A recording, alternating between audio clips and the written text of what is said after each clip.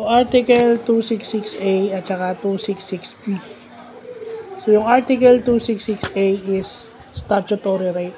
So, pag sinabi mo statutory rape,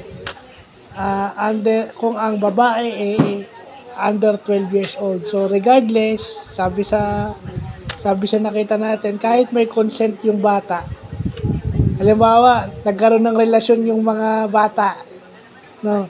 Tapos biglang nagganon, statutory rape pa rin yun. Kasi kahit may consent yun, basta under 12 years old ka, considered statutory rape.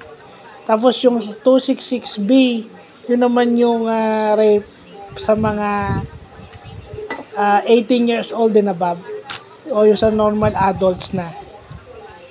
No? At saka doon mo rin makikita na yung rape shield rule. Ibig sabihin ng rape shield rule na yun, hindi mo pwedeng gamitin yung sexual experiences ng babae.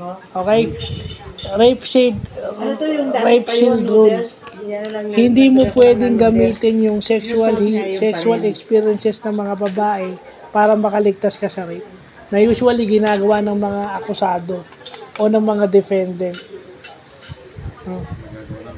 Basta pinilit mo siya, hindi mo pwedeng gamitin yung kanyang yung pala yun yung hindi ko maintindihan dati. Yung pala ang tawag doon, rape shield rule. Ayan. Iba-vlog lang natin para matutunan natin kasi may mga PWD babae na pwedeng mabiktima nito, lalo na yung mga may diferensya sa pag-iisip.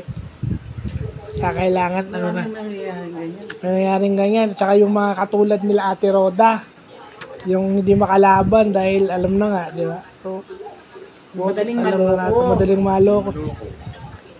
So, yun lang po.